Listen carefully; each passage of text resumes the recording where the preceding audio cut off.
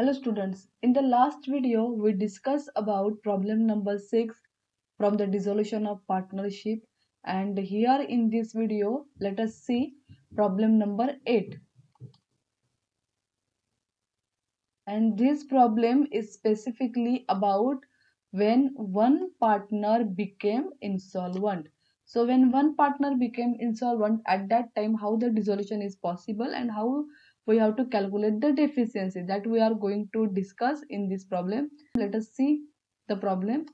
Sitaram, Gangaram and Rajaram are partners sharing profit and losses in the ratio of 4:2:3. So 4:2:3 is the profit sharing ratio. On 1st April 2019, they agreed to dissolve the partnership. Their balance sheet was as follows. So they decided to dissolve the partnership because one partner became insolvent. So how's the balance sheet is? Now look at here in this balance sheet, capital of Sitaram, Gangaram, Rajaram is here. Reserve fund is here in this balance sheet. Then profit and loss account that we have to distribute among the partner in their profit sharing ratio, that is given 4:2:3. Loan from Tukaram, sundry creditor, bills payable, building, machinery, furniture, investment, bills receivable, sundry debtor, stock, and here in the asset side cash in hand is there. At the same time cash at bank is there. So cash in hand and cash at bank ये दोनों भी asset side में है. Now see the adjustment. The asset realized building 46,750, machinery 18,550, furniture 9,600, investment rupees 10,650, bills receivable and debtor. So दोनों एक साथ दिया है, bills receivable and debtor rupees 20,750. तो इसमें स्टॉक नहीं है, पर अगर स्टॉक से रिलेटेड इंफॉर्मेशन नहीं है तो वो नहीं लिखना है. All the liabilities were paid off. The cost of realisation was rupees 800. This is realisation expenses. And Rajaram becomes bankrupt and rupees 1,100 only was recovered from his estate. So in this problem Rajaram is insolvent. तो राजाराम जो है वो क्या है, insolvent partner है इस problem में, और उसके स्टेट से 1,100 रिकवर्ड हो पाया है. ओके, तो इस तरीके से ये प्रॉब्लम है. This is the simple problem of one partner insolvent. One partner became insolvent का ये सिंपल वाला प्रॉब्लम है that we are going to solve in this video.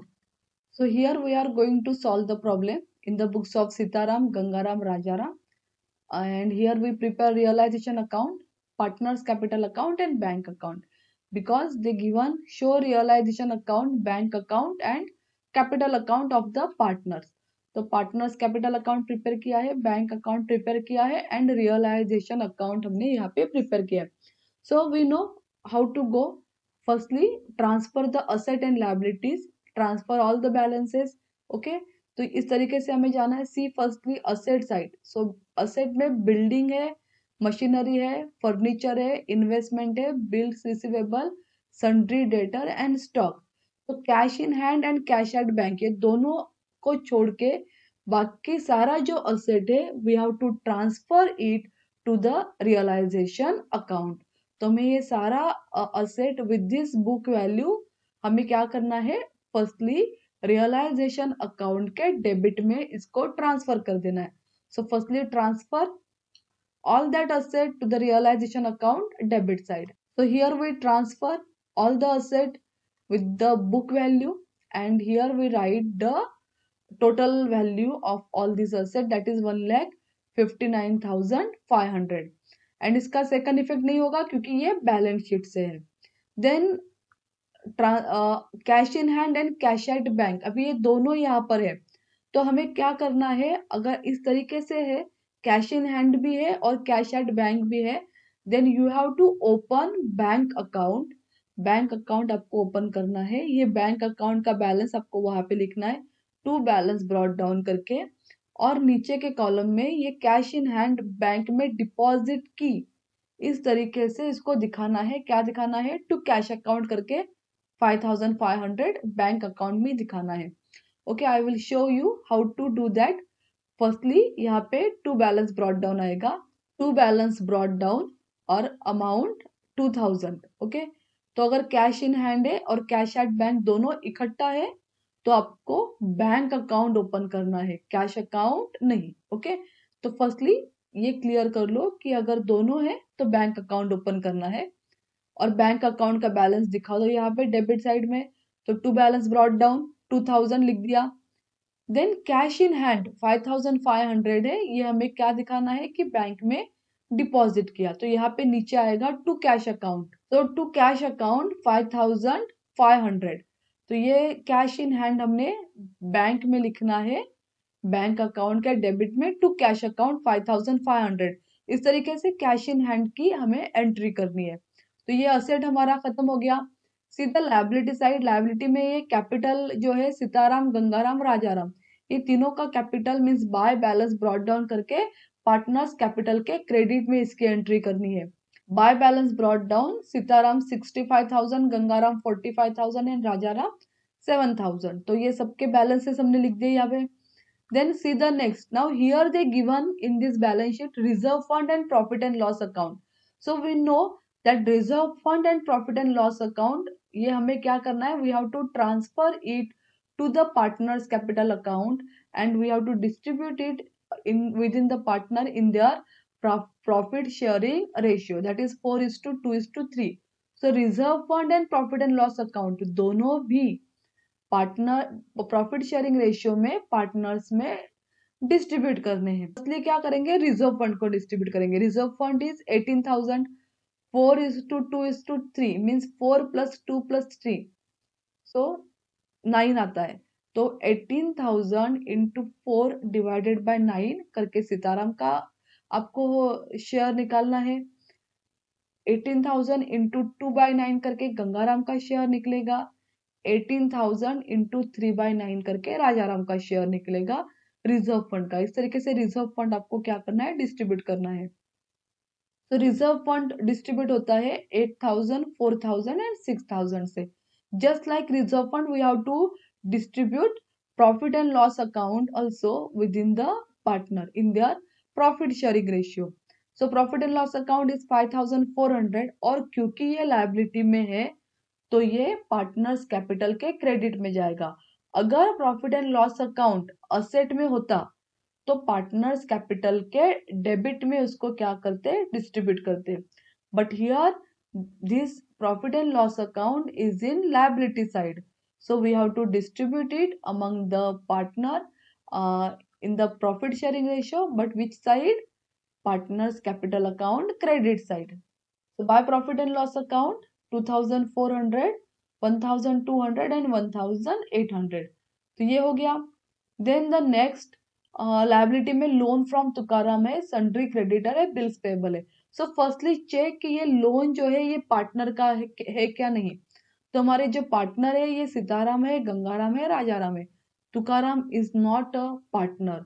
तो ये लोन फ्रॉम तुकाराम हम क्या कर सकते हैं, डायरेक्टली रियलाइजेशन में ट्रांसफर कर सकते हैं. बिकॉज वी नो कि पार्टनर का लोन है तो वो रियलाइजेशन में ट्रांसफर होता है क्या, नहीं होता है.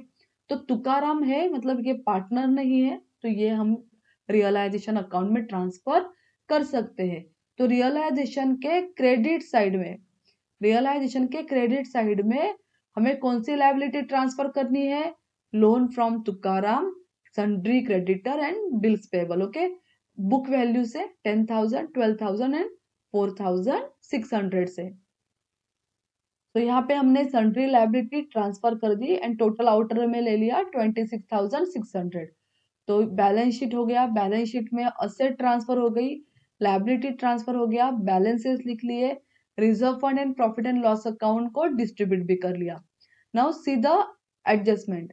द असेट रियलाइज हुआ है, किसी भी पार्टनर का नाम नहीं है, मतलब ये फर्म ने रियलाइज किया है. तो किस हेडिंग में दिखाना है हमें, नेचुरली बैंक अकाउंट के हेडिंग में हमें इसको दिखाना है. तो building 46,750, they directly given the amount.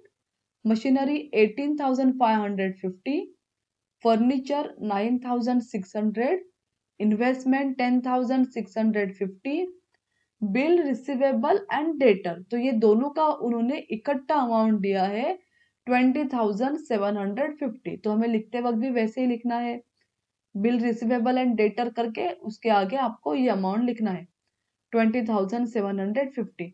इसमें स्टॉक नहीं है, okay, but due to information दी ही नहीं है स्टॉक की, तो हम स्टॉक नहीं लिख सकते, ओके।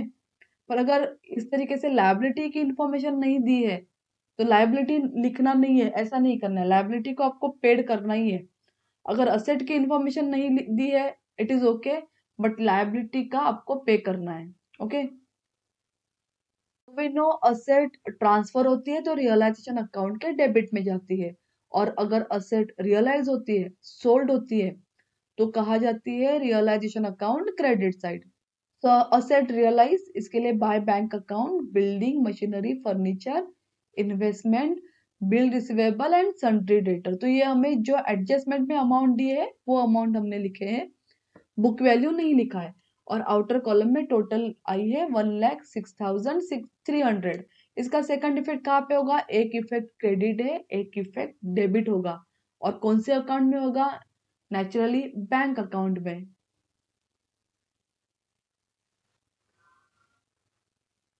तो बैंक अकाउंट के डेबिट साइड में to realisation account asset realise, और ये अमाउंट हमने लिख दी यहाँ पे, जो टोटल अमाउंट है 1,06,300, ये अमाउंट यहाँ पे लिख देना है, ओके। तो ये असेट रियलाइज हो गया। Now next, all the liabilities were paid off, तो ये सारे लायबिलिटीज पेड ऑफ हुए हैं।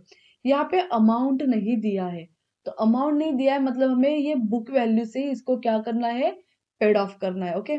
तो कहाँ आएगा? रियलाइजेशन अकाउंट डेबिट साइड, क्योंकि असेट रियलाइज होती है क्रेडिट साइड में, और लायबिलिटीज पेड ऑफ होते हैं रियलाइजेशन अकाउंट डेबिट साइड। तो to bank account, loan from Tukaram, sundry creditor, bills payable, सारे अमाउंट हमने लिखे।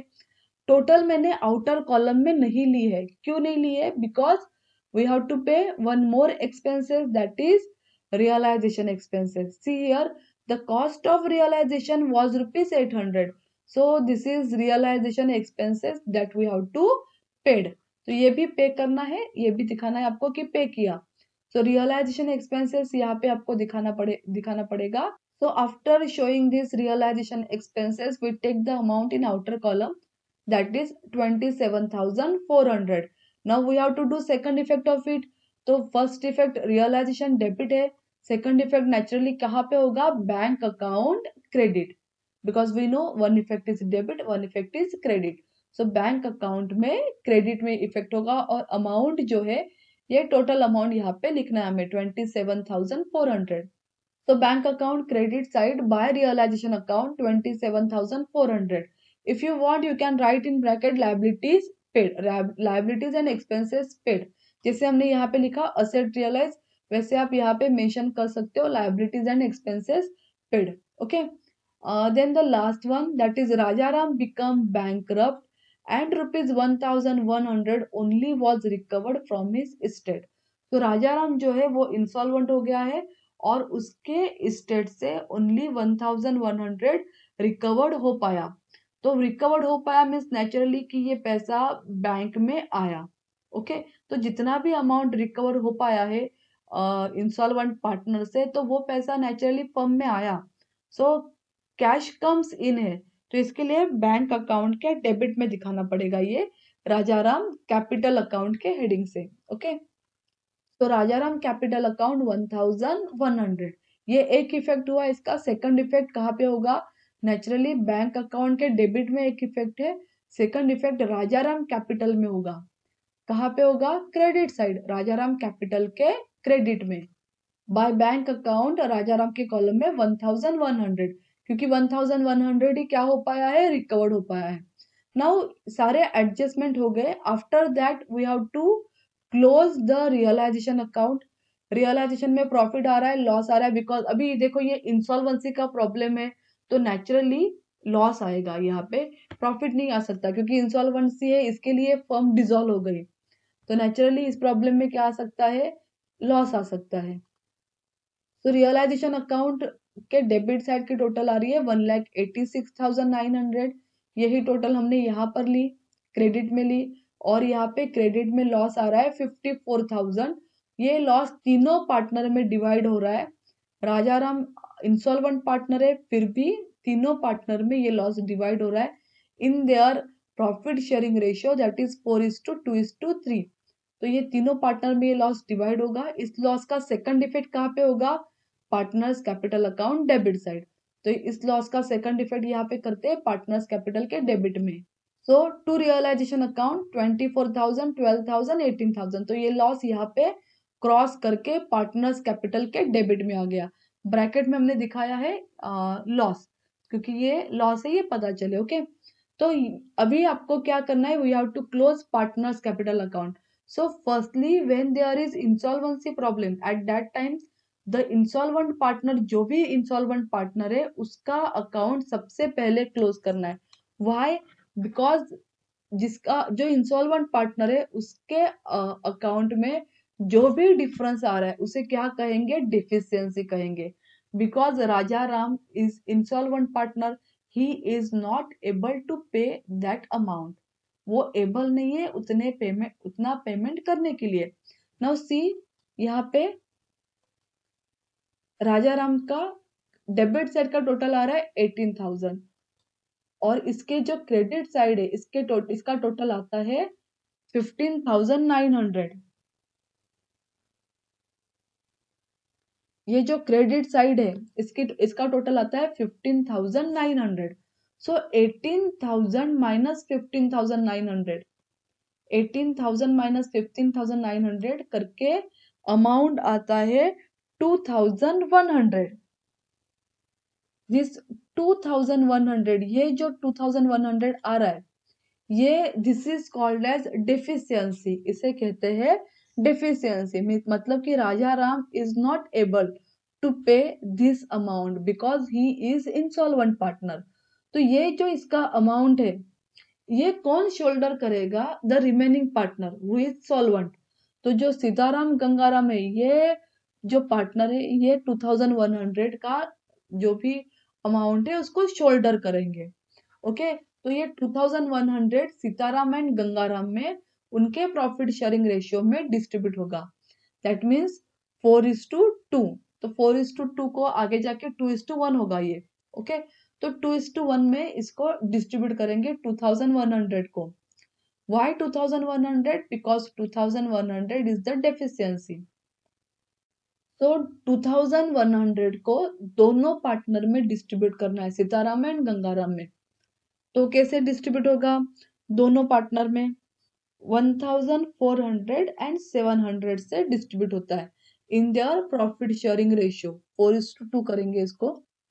तो ये 2,100 को दोनों पार्टनर में डिस्ट्रीब्यूट किया। ओके, 1,400 और 700 से। तो इसको 1,400 shoulder by Sitaram and 700 shoulder by Gangaram. So Sitaram capital account 1,400, Gangaram capital account 700। तो इस तरीके से ये डिफिशियंसी हमने कैलकुलेट की है। अभी इसका सेकंड इफेक्ट भी होगा। अभी इसका सेकंड इफेक्ट पार्टनर्स कैपिटल में ही डेबिट में होगा। ओके, पार्टनर्स कैपिटल में ही कहाँ पे होगा? डेबिट में होगा और सीताराम और गंगाराम के कॉलम में होगा। और यहाँ पे हमें लिखना है to Rajaram capital account. To Rajaram capital account. Sitaram ने कितनी डेफिशिएंसी शोल्डर की है राजाराम की? 1,400। गंगाराम ने कितनी डेफिशिएंसी शोल्डर की है राजाराम की? 700। ओके, तो इसके लिए राजाराम कैपिटल अकाउंट यहाँ पे 1,400, 700। इस तरीके से राजाराम का अकाउंट यहाँ पे क्या हो गया? क्लोज हो गया 18,000 से। ओके, तो ये राजाराम का अकाउंट यहाँ पे क्लोज हो गया। अभी मैं इसको डिलीट कर देती हूँ। Now we have to close Sitaram and Gangaram account. Okay, तो ये दोनों का सी क्रेडिट साइड बढ़ा आ रहा है। क्रेडिट साइड की टोटल आ रही है 75,400 और गंगाराम की टोटल आ रही है 50,200। तो यही टोटल हमने यहाँ पर लिखी और जो डिफरेंस आ रहा है उसको क्या लिखेंगे? To bank account. So Sitaram का 50,000 एंड गंगाराम का 37,500 आ रहा है। तो ये क्रॉस करके बैंक में, ये डेबिट में आया है डिफरेंस, तो क्रॉस करके बैंक में आएगा क्रेडिट साइड में। तो bank account should tally, so bank account tally होता है 1,14,900 से। तो इस तरीके से वन पार्टनर इंसॉल्वेंसी का प्रॉब्लम आपको सॉल्व करना है। वन पार्टनर इंसॉल्वेंसी में अलग क्या है कि आपको जो पार्टनर इंसॉल्वेंट है उसका टोटल पहले करना है, उसका बैलेंस पहले निकालना है। जो भी बैलेंस आ रहा है इंसॉल्वेंट पार्टनर का, उसे डिफिशियंसी कहते हैं। वो डिफिशियंसी रिमेनिंग पार्टनर्स में डिस्ट्रीब्यूट होगी इन देयर प्रॉफिट शेयरिंग रेशियो, और यहाँ पे ये इस तरीके से इसका डिफिशियंसी का इफेक्ट होगा।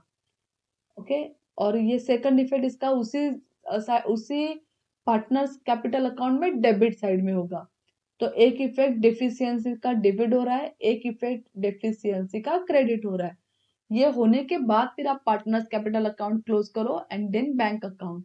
इस तरीके से आपको जाना है इंसॉल्वेंसी प्रॉब्लम में। सो ये प्रॉब्लम घर पे सॉल्व करो एंड देखो कि आपको प्रॉब्लम आ रहा है कि नहीं आ रहा है, सॉल्व हो रहा है कि नहीं हो रहा है। देखो यहाँ पे आंसर हमारे राइट आ रहे हैं, 1,14,900 बैंक अकाउंट, जो भी आंसर दिया है वो राइट है। तो आप घर पे इसको ट्राई करो, सॉल्व करो। Okay, then bye and thanks for watching my video.